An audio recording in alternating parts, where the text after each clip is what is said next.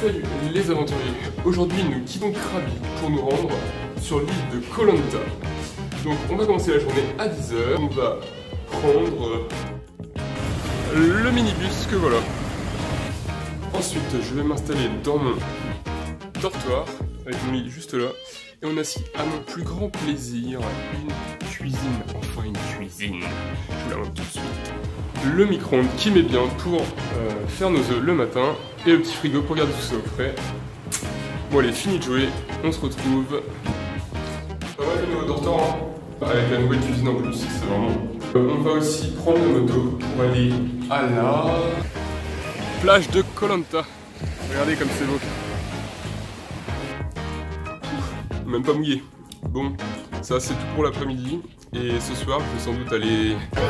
Et on se retrouve au bar. Bon, voilà pour le programme de journée. Bien chargé déjà. Bah écoutez, je vous dis à tout à l'heure dans le bus. Dans le bus pour 2h30 de route.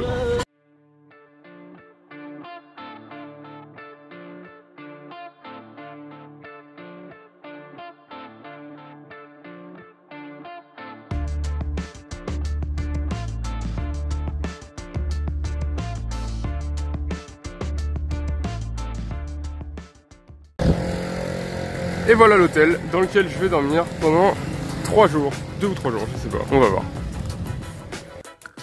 Alors, on se retrouve donc au dortoir. Ça faisait un moment que j'avais pas eu de lit en bas. Parce que à Phuket, à Koh Phi Phi et à Krabi, je me tapais tout le temps le lit du haut. Donc là, je suis content d'avoir le lit du bas pour une fois. Alors il faut savoir qu'en Thaïlande, c'est vraiment facile de se déplacer. On a dans un premier temps les tuk-tuk qui vont vous permettre de vous déplacer à peu près n'importe où à un prix relativement raisonnable, ça coûte quand même assez cher. Ensuite on a donc les scooters, c'est moins cher, c'est plus rapide et beaucoup plus d'autonomie, vous pouvez aller où vous voulez pour à peu près 200 bahts, 250 bahts par jour, donc ça revient à entre 5 et 7 euros par jour en louant une moto, c'est assez raisonnable quand même. Alors après, pour les plus longs trajets, on a les Songtel. Alors les Songtel, ça ressemble à ça.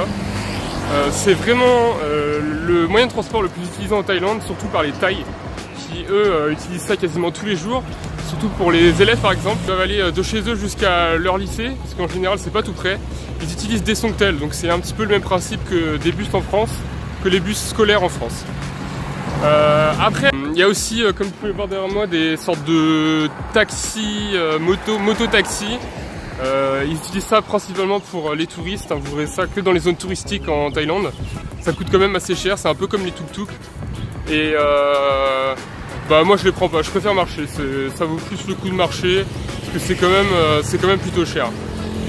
Alors après en Thaïlande, pour se nourrir, il y a un truc, c'est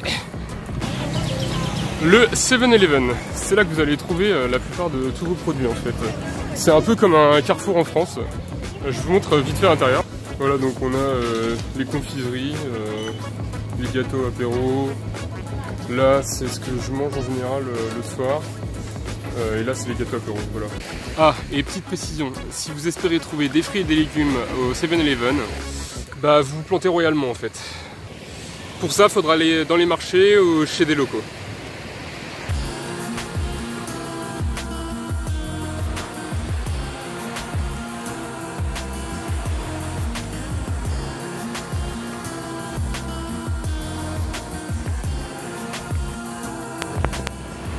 Bon, moi je vais me reposer, en attendant je vous laisse avec un petit time-lapse du beau coucher de soleil.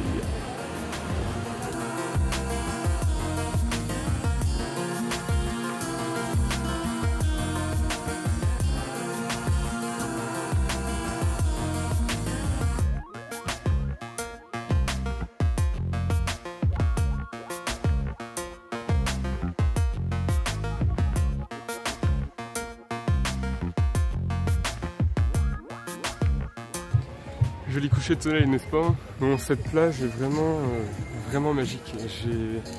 J'ai passé 2-3 heures dessus là. Et donc on est bien sur la plage de Koh Lanta, une plage paisible, c'est incroyable, c'est super paisible. Du coup je vais continuer à marcher un petit peu, je vais essayer de vous montrer un décor un tout petit peu différent, voir si ça change en allant plus loin. La mer s'est retirée pour laisser place aux rochers. On a des petits étangs. Ça ressemble quand même vachement à la Bretagne par ici, c'est marrant. J'ai l'impression de me retrouver chez moi.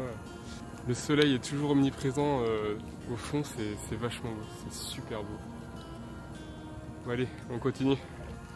Alors pour ceux qui se poseraient éventuellement la question, la première saison de Koh Lanta s'est effectivement déroulée à Koh Lanta, en Thaïlande du coup, sur cette plage même, pas exactement là où je suis mais un peu plus loin parce que ici ça reste un peu touristique, mais si on continue dans cette direction pendant une bonne petite heure, voire plus, on va arriver dans un endroit un petit peu plus sauvage, le parc naturel.